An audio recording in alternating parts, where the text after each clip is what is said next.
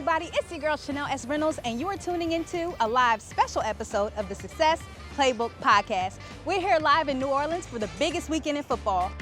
Now, if you're new to the show, let me enlighten you. We talk about all things success using a lens of sports, and of course, we're going to use this as an opportunity to share stories of Black excellence and resilience. On this special episode, we get to talk about business, Black culture, and how those two merge and are infused into sports and entertainment. Get your popcorn, get your snacks, get whatever you got to get comfortable. We're about to have a dope conversation. Let's go. Awesome. Hello, everyone. Welcome to the Success Playbook podcast live here in New Orleans. So we're here for the biggest weekend in football. We're so excited. I have some amazing guests here with me today. Before we dig into that, I just want to give a special shout out to our sponsors. So thank you to Boys Town, Louisiana.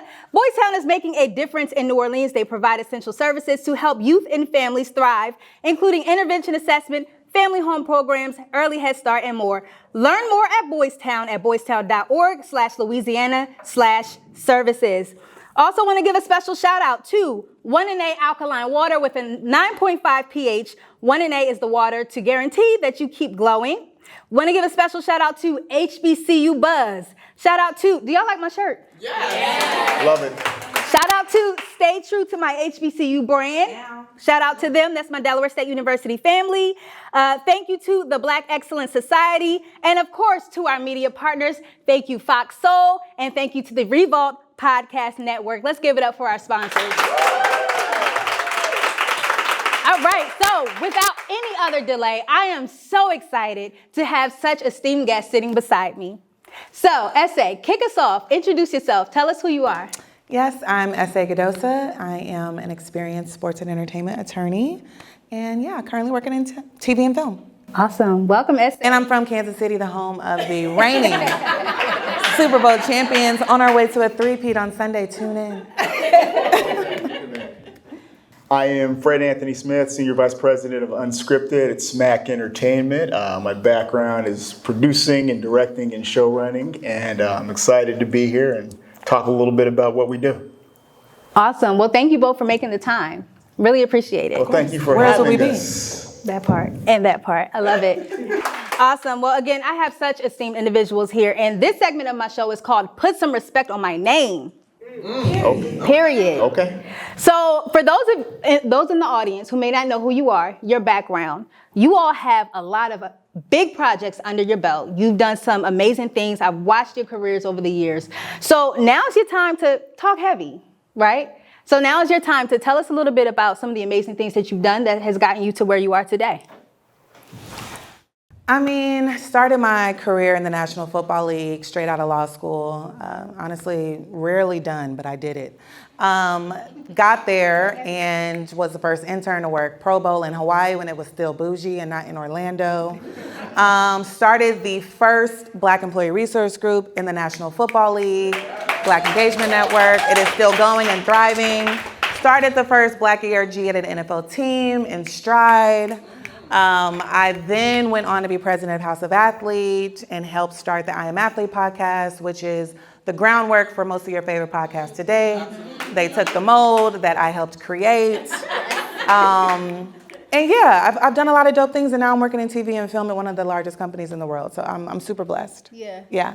So, S.A., I always tell you this, but any chance that I have an opportunity to give you your flowers, I do that. Thank you. You paved the way so that you ran so I could sprint. Oh, thank you. So I'm always, people don't know the impact that you've had, and I'm going to always scream it from the mountaintops. Thank you. Thank you. Well, let me see. For 17 years, I was at the NFL Network, NFL Media, working very closely with this young lady over here. When I started off at the NFL, as far as Black producers go, there weren't a ton of us. Matter of fact, I might have been the only one there. As I built And as we built over the course of those 17 years, there was a lot more when I left. And a lot of them were people that I personally hired. So I think about that and you know, I look back proudly on that because those are people that have spread out and are at the ESPNs of the world, and Netflix and everywhere else, and they're having success and they're thriving. But when we think about, and when I think about just recent success and what I'm proud of, working with Michael Strahan, working with Constance Schwartz-Marini, really building up their company. And I've been with them for 3 years now. And last September and October, I think a lot of the hard work that we'd been putting in really came to fruition. We had a premiere of the Evolution of the Black Quarterback doc-series. So dope. Y'all need to watch it. That I directed. I had the ability to direct, and we premiered that at the Apollo Theater. Yeah. And what's interesting about that is that when we were figuring out, okay, where do we want to do this? Amazon, who was our partner and who were very supportive on the series, they were like, the Apollo Theater, it's in Harlem, it's going to be tough to get press out there. That's 600 plus people that you have to fill that theater.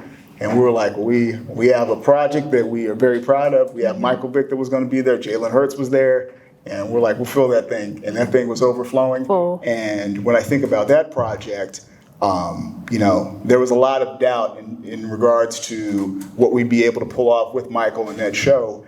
And I think of two stories when I think about that project. So we did an interview with Jamie Foxx. We did an interview with Colin Kaepernick. And as we know, Colin hasn't said much in 6 years. He has his doc, which will eventually come out. But when we reached out to Colin to do the doc, knowing that the answer was probably going to be no, he was like, well, who's doing the interview? So it's going to be Michael Vick. He said, let me know when you want to do it. So we got Colin to do it. And then with Jamie, Jamie originally agreed to do the series before he had his illness last year. And the week that we were scheduled to do it was when everything happened. So he's starting to get on the mend. And we reached out to his team and just let them know we're still going to find a way to honor Jamie. Mm-hmm. You know, even though we know that he's been battling this illness, we're going to find a way to honor him.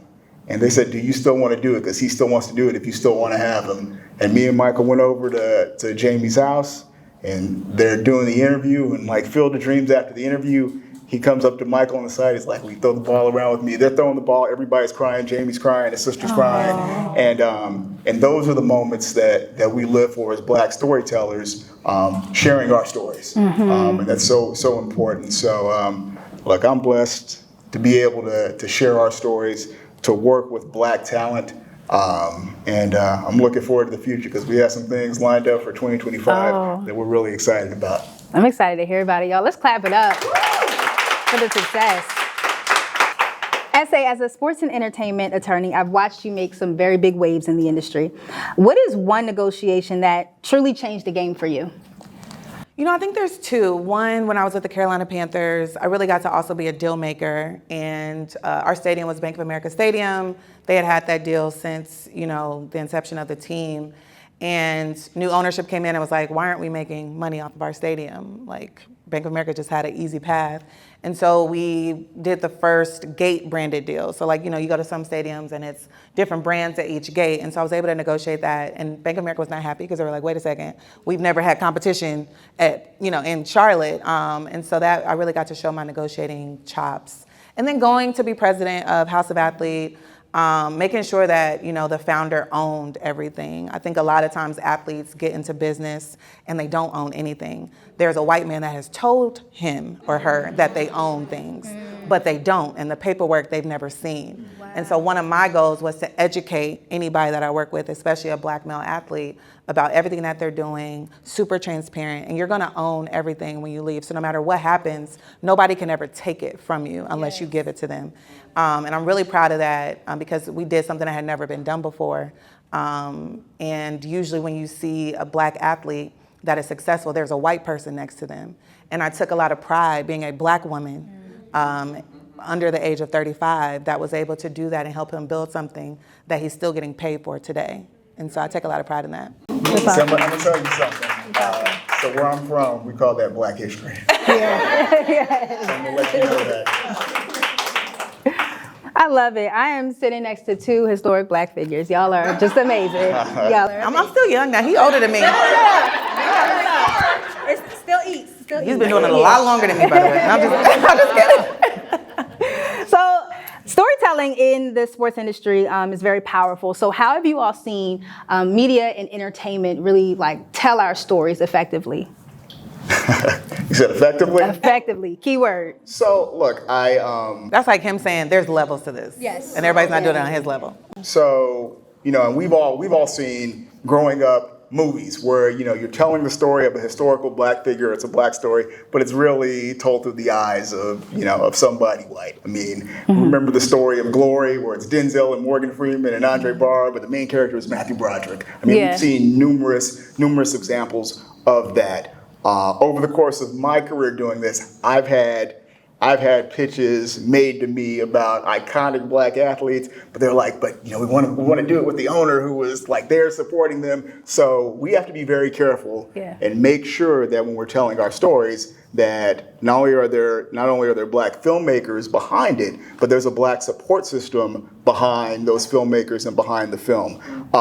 The great thing about where we are now is you have so many athletes that are becoming educated and they realize that they have the power to tell their stories. And we're doing a lot of those at SMAC. I was starting to do that when I left the NFL or when I was at the NFL.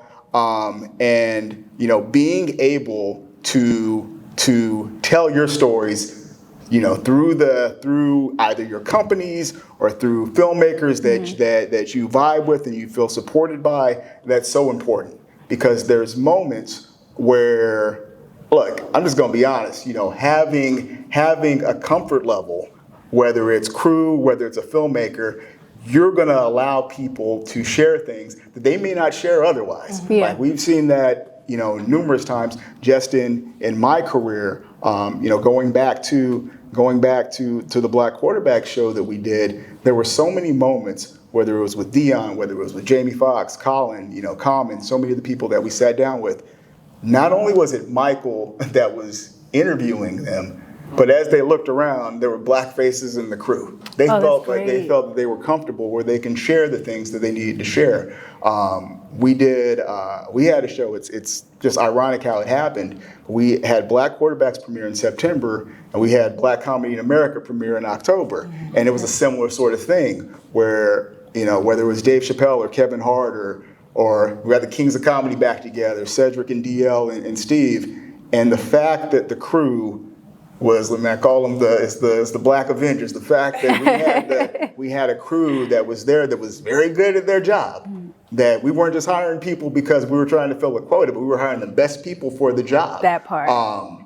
People felt comfortable. Yeah. And they felt comfortable to share. Where people when they sit down and they talk with you, their reps will be like, you got 10 minutes, you got 20 minutes, what have you.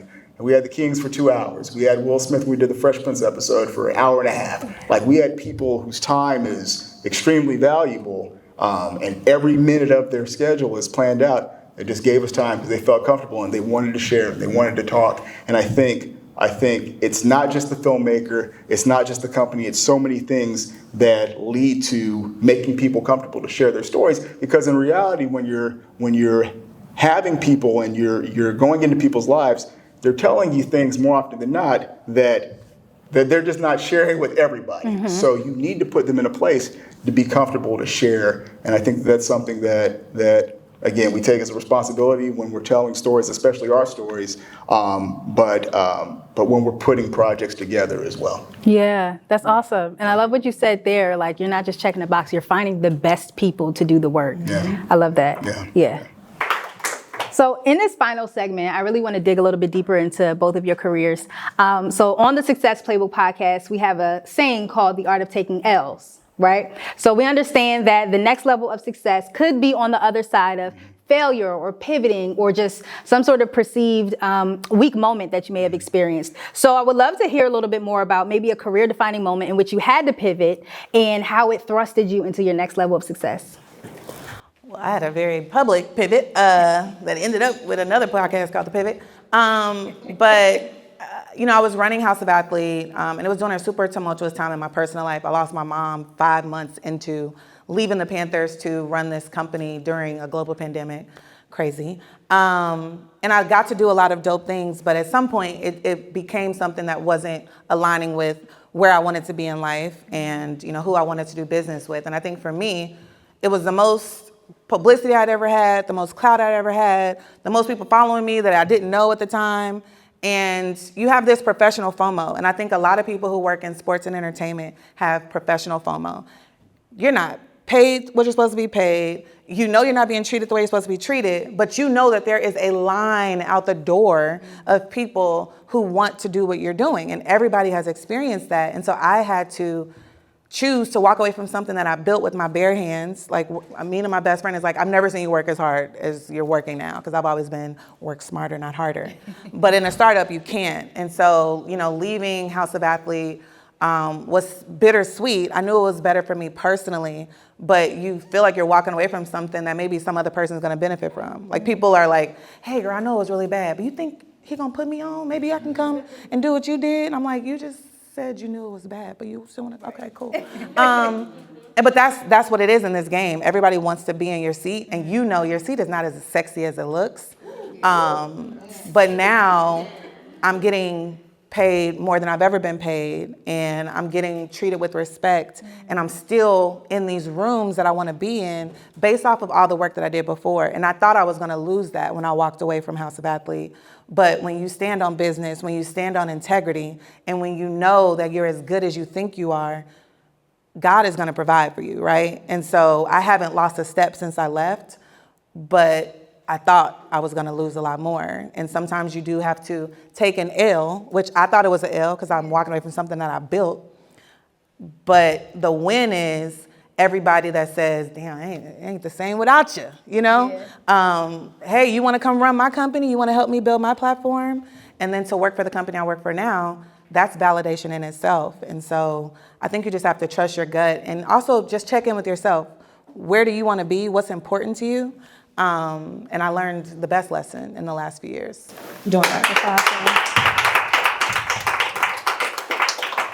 That's awesome. Man, but when I think about a loss in a pivotal moment in my life, so a couple years ago, me and my team at the NFL, and I had, over the course of the years, put together a team. And we were the special teams because we worked on special projects. So he did all the cool shit. He produced anything cool you saw on NFL Network at the time, that was him. Just don't be humble. So anniversaries, things of this nature. So we had, over the course of 5 or 6 years, we had put together this amazing team. And we were the team that was over the NFL media's NFL 100th anniversary, all of the content that came out for the NFL's 100th anniversary. So coming out of that, I was like, we need to keep this team together. And make this a permanent thing, because it was a team that would just mobilize for big events. And so we had the full presentation, the full pitch. This is how we see this going forward in the future. And Network was like, yeah, that's good, that's cool, but we're gonna pass. We're gonna say no. And that was heartbreaking. It hurt a lot, but we're like, we're going to continue to do what we're doing. And we're going to find ways. We're not going to take no for an answer. We're going to continue to find ways to tell the stories that are important, to tell the stories about the athletes and also the team. One of the things that we did do, going all the way back pre-Kaepernick, was telling the stories of social justice. I remember one of the first things that we did was a story centered around Alton Sterling and his tragic murder, and we were able to get the Saints to invite his son and his family to a game. So I believe this was 2016. So we were doing a lot of that work. So fast forward to 2020. Fast forward to George Floyd and Ahmaud Arbery and Breonna Taylor. And all of a sudden, everybody's like, all right, what do you guys got? What are you working on? What do you, how can we tell stories around this? And what are we gonna do? We had many meetings, many town halls, many conversations in 2020 when a lot of us got sucked into meetings, asking, what are we going to do? How are we going to solve this problem that you created? And I got up in the town hall and I said, me and my team, we're going to do the same thing we've always done. Right. You're just going to pay attention now, and we're going to be okay. And over the course of that year, we were able to put out some amazing content. We were able to sit down and honor many of the people over the course of the years that had been tragically killed and murdered by police violence. And it's funny, coming out of that year, one of the sisters that worked with me, she took me to the side and she was like, you know, I don't know how I feel about this. Were we taken advantage of? You know, did we, you know, a lot of people are getting credit for the work that we did. And what I told her, I said, you know, it doesn't matter. It's like when you hand money to the homeless person. What they do with it is on them. I was like, we did it for the right reasons. We did it because it needed to be done and because we wanted to do it. Whatever somebody else's motives, that's on them. That's between them and their God. But we did it for the right reasons. And we were able to celebrate and honor, you know, so many people that had tragically been lost. And we sleep better at night. But we also know that those stories and the true stories were put out into the world because of the work that we did. Yes. So. And then, so Anthony, just to give you your flowers, so I did go to the premiere for Evolution of the Black Quarterback, and literally everybody I ran into from the NFL office said, yeah, I'm here to support Anthony. I'm here to support Anthony. He's doing amazing things. So that's when I was like, okay, I need to know who this person is because they're obviously brilliant. So congratulations on all the work that you've done and continue to do. Thank you. So. Very good. So as we wrap up, so give me, what is your success playbook? So what exactly helps you to be successful, helps you to thrive? I mean, for me, it's always been authenticity, right? Like, I came into the league with my natural hair, with my bold lipstick, and I was myself. And at that time, a lot of the Black women were taking the approach, I want to blend in. I don't want to make any waves. I don't want to stand out. And I came in like, hey, commissioner, like, hey, commish. And he loved it. But he knew me because I didn't look like anybody else. I also was one of the only people that would speak to him in the huddle, which is our cafeteria. People would literally be like, oh my God, it's the commissioner. And I'm like, hey, commish, come on, get in line. And I was myself. I asked him for a one-on-one within 6 months of being there. I found out nobody does that. But he said, yeah, sure. And I had a one-on-one with him as a junior attorney. And everybody was like, you did what? And I was like, everybody don't do that? Y'all don't ask the commissioner for a one-on-one? So that's how I've gotten every opportunity. Yes, I'm a great lawyer. Yes, I'm smart. Yes, I went to the best HBCU on the planet, Hampton University. But I'm also just myself. Yeah. Nobody wants to work with people. One, they don't know. If I don't know you, I don't trust you. And people know me, and they know me well enough to trust me. And Essay's gonna be who she is, and she's gonna say how she feels. And I think that is why I've gotten so far ahead. It's my relationships. People want to see me win, and they want to see me win because they know I am who I say I am. I've never sold myself out for anybody. Any room I'm in, I don't care how white it is, they're gonna know the Black perspective, and everybody that's worked with me can say that, but I also have the credentials and the skill to back it up. So I think you can be authentic, but you need to be your best authentic self. A lot of people think keeping it real means not being the best, and you have to do both, right? But I think the moment that you sacrifice who you really are for success, you'll never win because you didn't win, the other person that you were representing to be won. And so that has always been my key to success. And I think it will continue to be because at the end of the day, I'd rather lose being myself than win being somebody else. That part. Yeah. Man, can you just keep talking? What else you got? What else you got? I mean, you already know how I get down. What else you got? You see? You know, I mean, I'm just going to echo what Essay said. You know, one of the things that I learned very early on is that, you know, and this is from my parents, is that you are representing all of us. And we know, we've heard that we have to be 2 times better and all those things, but it's so true. It's so true. You know, I would be in leadership meetings where it's 20 people in the room, and I'm the only Black guy in the room, and my perspective was unique, we'll just say. But one of the things that I always tell people is it's not just about having a seat at the table. We always say you have to have a seat at the table. You have to have a seat at the table. But I was like, you need to eat at that table. You need to be able to speak at that table, because if you aren't utilizing that platform to help everybody else, then you need to get up and let somebody else get at the table so they can do that. And being authentic is extremely important, and being bold and not being afraid to take chances. Knowing that you're gonna lose sometimes, you're gonna take some L's. You're not always gonna be able to hit home runs, but you have to have a belief in yourself, but you also have to know that you have to be bold, because these are times where we need bold thinkers, we need bold leadership, because other people are being bold. The other side is as bold as you will see. That means we're going to be just as bold as we ever can be, and we're going to match that. Word for word, fire with fire, however you want to say it, because these times require boldness. You can't, if you have a position that we have, you can't hide in the shadows. This is the time more than any time to speak up, to speak out, and to speak what you believe. And having the power of story, having the power to put stories on screen and all these platforms that we have now, that's a very powerful thing. It's like sometimes athletes, sometimes entertainers don't realize the power that we have.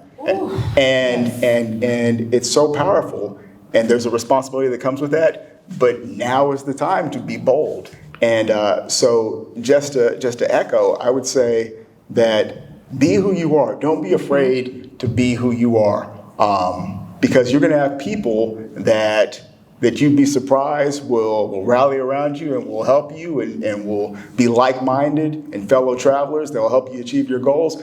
But even if there's people that aren't, once you put yourself out there, you'll know very quickly who those people who are against you. And you think that they may be your friends, but once you let them know who you are, they're going to show you who they are. Yeah. And it's good to know that as well. So don't be afraid. These are times where we have to be strong, where we have to be bold, and storytelling is an extremely powerful tool in that fight.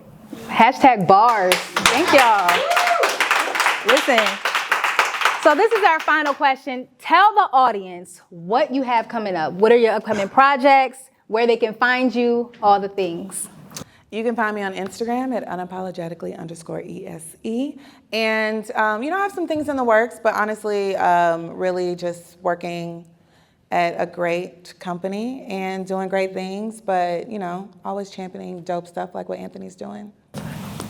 Let's see. So we have hopefully season 4 of Coach Prime coming out this upcoming year, but Coach Prime season 3 is on Prime Video right now. We get to see the stirring conclusion of Dion with Travis and Shador and Shiloh in their final year together. So that's on Prime Video right now. We have a documentary on Michael Strahan's daughter, Isabella, who many of us know battled cancer last year. That's coming out next week on Hulu. So wait, when does this air? I don't know. So it might already be out when you see this. But that'll be on Hulu. We have a documentary that is premiering right before the Super Bowl this weekend on Fox. Bill Belichick and Michael Strahan take a trip around New Orleans in the Madden Cruiser, and they talk football. They spend some time at the Hurricane Katrina Memorial. It's 20 years since that tragedy. So they spent some time with New Orleans native Roxy Diaz talking about Katrina and New Orleans and the resiliency of the people of New Orleans. And we have some things that are going to be hot that I can't mention right now. But we have some great things coming up in the summer and the fall. Centered around some amazing Black athletes, centered around some amazing entertainers. So be on the lookout. Awesome. Well, give it up for our guests, Anthony and Essay, y'all. Clap it up. Thank y'all. And I'm your host, Chanel S. Reynolds. Thank you for tuning in. See ya. Thank you. Hey, what's up, y'all? I hope you enjoyed that panel discussion. Again, we're here live in New Orleans, and it has been a plethora of events throughout the week. Different concerts, different live venues, different special events, all with the purpose of moving forward the culture and driving forward that conversation of diversity, equity, inclusion. So really excited about that. I am here. I switched up the scenery if you haven't noticed. We are at Baldwin & Company, a Black-owned bookstore here in downtown New Orleans. And I'm here with my good friend, Super Bowl champion, New Orleans former running back.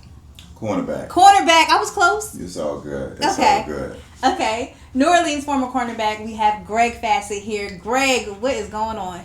I am extremely excited to be here with you, to be on the show, but also to be where we are. Yeah. Right? This is a special place that we're at today that's unique to me. Just really honoring the heart of the culture in the city at Baldwin and Company here in the heart of downtown New Orleans, and not too far from where I grew up. Right? So it's a special place, also a special time with us hosting the 11th. Let me say it again. Us hosting the 11th Super Bowl this current Sunday. I love it. So yeah, you are born and raised here in New Orleans. Absolutely. Yeah, and you went to school here. Absolutely. Proud HBCU graduate. Proud HBCU. So I am born and raised in New Orleans. I went to public school here, right? And I say that because when you think about the essence of where we're currently located, it's books around us. It's the literacy plate. And a lot of what you know about New Orleans is culture. And that culture starts with education and youth, being able to honor those like the Louis Armstrongs and Marcellus and the Trombone Shorties and PJ Mortons and so many others who contributed to the culture here in New Orleans. And so I'm a proud HBCU graduate, but it also started from the public schools here with our local boots on the ground, diverse individuals who look like us teaching us. Yes, and look, I'm a huge PJ Morton fan, so listen, I really want to dig into your HBCU background. Yeah. So, you went to Grambling. I did. Tell me about your experience there, because there is this small, conversation that you can't go to an HBCU and then also thrive in the NFL as an athlete. So, let's dispel that. Let's talk about that. All right. So, that's exciting to talk about. I think you know better than almost anyone else. You work in a place that has one of the awesome, greatest legends the NFL has ever seen, in Doug Williams, who was the first black quarterback to ever win a Super Bowl, since we're talking about Super Bowls, right? That same Doug Williams was a Grambling State graduate as well, who also was a quarterback for the winningest coach in college football history, which was Eddie Robinson. And so it's beautiful to see someone like Nick Saban pay homage to Eddie Robinson and his legacy at Grambling State for not just what he was able to do in terms of wins on the field, but the lives he impacted to help others win in life in general. So that's phenomenal. And I would tell you that for me, HBCU has always been about legacy. When I thought about where I would go to continue education and also where I would want to go to continue that sports career as a young guy leaving New Orleans, it was truly about where can I go and be a part of something special, a part of something that's bigger than me, a part of something that I can contribute to in the future that others will want to participate in. And for me, that was an HBCU. Yeah. And of course, it was the Grambling State University, right? Graham fam. And the irony about it is Grambling's, our motto is, Grambling is a place where everybody is somebody. And I think that's powerful as we have this conversation and you ask me that question, because what comes to me is I went to Grambling to be a contributor. But just like a lot of us who look like me, some of us are the first college attendees in our family. Yes, absolutely. Some of us are the first pursuing college graduates in our family. And when you are trailblazing in such a way, it's important to have the right community, the right support, relativity, and understanding. And for me, I looked and assessed that an HBCU would be able to give me that. Coming from the inner city here in New Orleans and understanding what the culture would need to be as we talk about culture for me to feel like I could thrive. And so when I arrived on campus, that was my mindset. And I would tell you the beauty about some of the challenges or these misconceived notions about HBCUs or even blacks and underprivileged communities in public schools, you do learn soft skills. Yes. As much as hard skills. Yes. Right? So yes. You learn what it means to value what you have and to preserve what you have, which goes back to that legacy. You learn a sense of pride and power in who you are, because it's about identity. You also learn that, hey, every day's not going to be easy. And the resources might not be overflowing, but again, that teaches you how to be creative, how to be resourceful, how to be strategic. Yeah. And it builds that sense of, diligence and dedication. And I would tell you, my experience going into an HBCU was ultimately what helped curate who I was able to become as a player but then even more so the person and the contributor in life in general. Football was a vehicle. It wasn't the destination. Football was something I was going to utilize to be one of the individuals in my family that went to school for free, right? I come from humble beginnings. Like, mom wasn't like, here you go, here's a check, you can go to school, right? Dad wasn't saying, here's a bag. That did not exist. But because of that, it allowed me to be able to curate something with the right mindset, which was, how do I maximize this gift of sports to also usher me into education in a way that I can get as much out of it as possible. So getting the opportunity to do that, talk to the guidance counselor, walk through my vision, like, if I have to be here anyway, how do I maximize the time I can graduate so I can get into law school quicker, right? Okay. While the school is still paying me for being a student athlete. Right. So it was all about that mindset for me. And when I walked through that, a couple of things she pointed out. Hey, you'd have to be able to keep a certain GPA to have eligibility to take above threshold credited hours. So that's one of the big things that make you speed it up. So when we walked through the whole spiel, I said, I can get this done on paper in less than 3 years if I can take the absolute max from start to finish. She's like, technically, yes. But you have to get approval from Doug Williams because no athlete has ever attempted that. And then you also have to get approval from our dean. Okay. Because there's a risk involved with you trying to do all of these things. So long story short, I was able to do that after my second semester as a freshman, got all the approvals that I needed, went to school year round, and ended up graduating 2 years and 11 months cum laude, right? So let's go get it. So that tells you the power in collaboration, again, at HBCUs to see the vision and understand, that play. And in doing so, I walked across the stage before my senior season plan in football, which really allowed me to be super intentional about how I strategize my hours from that point forward and my schedule so that I can maximize the opportunity that scouts were providing for me to get looks to open up a pathway to play in the NFL. And so that was 2007. Was my first year in the NFL. Wow. Okay. And what year? Can we get a zoom in on the championship ring? now, what year was this? This is the infamous, 15-year anniversary of this championship was yesterday, 2/7. It was yesterday, 2/7, 2010, when we had a party with the Lombardi, Who Dat Nation, in Miami, right? That Super Bowl team, 2009-2010 season with the great Drew Brees, one of the NFL all-time greats, leading us to the big day. And so I want to go back to something you mentioned. You asked a question. You said, what would you say to ultimately cast clarity on this discussion of can you be successful, as an athlete coming from an HBCU, and then life in general, right? So at the time when I decided to attend the HBCU, statistically, I want to be very intentional when I say this, HBCUs had the most NFL players in the Hall of Fame. The number one leading HBCU that contributed the most players to the Hall of Fame was Grambling State.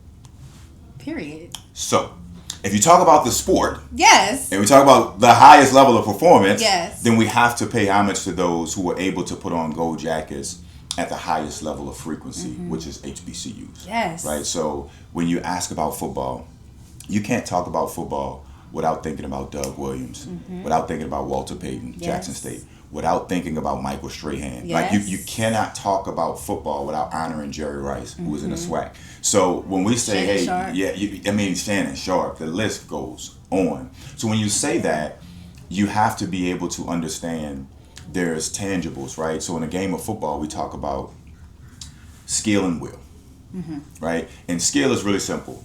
You can't manufacture being 6'7", right, and 260 pounds, right? Like you can't manufacture the height. So that's kind of a skill thing. It's a talent that is given, right? So you own it, you possess it. But the will part is more about the dedication, the characteristics, the mindset, the discipline. And you can be 6'7" and 260 with all of the physical gifts. But without the will, aka the mindset and the approach, you can't maximize that. Now, why do I say that? Because one thing that you find that is extreme commonality amongst all HBCU players who have gone on to play in the NFL is there's a high level of dedication. Yeah. There's a high level of discipline. There's a high level of resilience. There's a high level of perseverance. Yes. Right? That they embody because what? Go back to what I said. They come from humble beginnings. Yeah. Where you didn't have the same access to resources. Right? Where there's other teams who are catching a 2.5 hour flight to a game and you're on the bus for 18 hours. And not even to go too deep down the rabbit hole with this, but that even translates to the professionals that's in the industry. Like when we walk around in the office, we just have a different level of confidence. Yes. We have a different level of passion, perseverance, resistance, resilience. It's different. It's different. It's different. You got a different glow, yes. Right? Because you know that you're as prepared for whatever can come your way. Yes, exactly. Right? And I think the HBCUs really helps position and curate that. So when you get there, right, Jerry Rice, with all due respect, like Jerry Rice has a NFL record for the most NFL records, right? So this is truly out of respect. Jerry Rice will tell you, he's like, I wasn't the fastest, jumped the highest, strong, But what you would not do is outwork me. You can't outwork me. Period. You know, and so that is not just Jerry. That transcends to so many other players because it's a mindset, right? It's a mentality. But I would also say it's the honoring of legacy. Because when you think about the essence of what HBCUs really represent, it was an opportunity for people who look like us to get something that people didn't want us to have access to. It was a place that we had to go. Yes. So a lot of those NFL guys that we're talking about, they ended up in HBCUs twofold. To honor the legacy and push forward what's already being done. But then to say, we'll go wherever we have to go, but we're still going to compete and be better than you. Yes. Right? Yes. Like, it's going to be what it's going to be. Yes. And so that's something that I think has been absolutely beautiful. But to answer that question again, I think you can most definitely thrive going through an HBCU. 1,000% agree. 1,000,000% agree. So, going from football, transitioning to life after football. Tell us about what you're doing now. Yes, life after football. You know, I would also just want to maximize this opportunity on a platform to talk about the transition. And, you know, the amazing part is that as an athlete, professionally, you receive a level of accolades and appreciation and validation and, you know, affirming for what you're doing. The challenging part for most is that if you're not aware and intentional, you'll get confused on who the man behind the mask is, because when the mask comes off, the praise leaves, right? The accolades go away. That recognition and validation, it mitigates. And so at that point, who are you? Are you the player or the person? And the transition focuses on you as the person. Wow. And many times there's a rebirth that has to happen. Wow. Because the death of who you were shows up. More often than not, we joke in the community, right? Because it's a brotherhood. But the NFL, right? We say, what's the NFL stand for? I love to ask kids when I'm speaking, right, at schools. They go, what's that NFL stand for? I'm like, National Football League. And I'm like, yes, but no. It's not for long. Right? So the average NFL career is less than 3 seasons. So you're talking about a very brief snapshot in life. The reason that is so key is because the not for long business is usually a business that you don't retire from, it retires you. Let me say that again. Yeah. You don't quit it. Yes. It usually quits you. It quits you. So let's be real, right? Yes. Whether we talking about a relationship in life, whether we talking about friendship, partnership, a job, it doesn't feel good getting fired. Right. And that's ultimately what happens. So for most players, even some of the greatest, right? You can go 10 years, 12 years, it's all love until one day it ain't. Until it ain't. And at that point, usually we're not saying, it's been real, Chanel. I did my thing, my time is up, I'm leaving. No, it's usually, baby, give me one more chance, right? It's usually another opportunity to keep going. And I think a part of it, listen, I'm not trying to speak for all athletes when I say this. This is my opinion. I think a part of it is because we have long ingratiated ourselves and identified ourselves as the player. And I will be super real.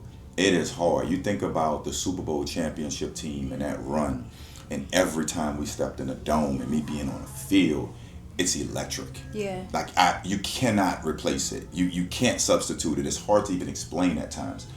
It can be addictive. So now you're saying you want me to let that go and give that up, right? So not even just the, hey, you did a great job, but the energy of people celebrating something and coming together for and towards something. And so I say that to say, man, that transition can be really tough when you're letting it go, because usually you're getting quit. And so that mindset becomes unworthiness. Wow. Lack of value, right? You're questioning, and you go into this this realm of being on a loop and saying, okay, what was it that contributed, and so on and so forth. And so I can speak personally for me. My exit from the NFL wasn't a, hey, farewell, I'm good, I'm done. My exit from the NFL actually came after my highest high. So my exit from the NFL was the season after we won the Super Bowl. Wow. When I'm like, man, this is amazing. Yes. It's on. Like, we just put on for the city, right? Like, I'm in the history books, and even that transparently. So at the time of that Super Bowl, basically 2010, Greg Fassett became a part of the history books in sports for being the first individual to be a native of the team that he won the Super Bowl with. Wow. Little old me, right? Little old Grambling State kid, little old New Orleans native, like that guy. Yeah. And you're telling me, 12 months-ish from there, NFL career totally different. So it was a point in time I was having some challenges in my health.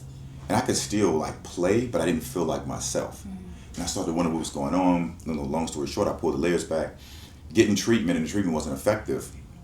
And then went to see a doctor, and it's like, oh, it's a strain. Listen, when you're an athlete, you're not a doctor, so I want to be clear. It's not saying that you think you're a doctor, but you're very familiar with your body. Right? And so I'm like, hey, man, I done played some things. Does not feel like a strain. Yeah. It felt much worse. Ended up challenging and getting a second opinion, had to see a specialist, and was identified that I had torn labrum in my hip. Oh, wow.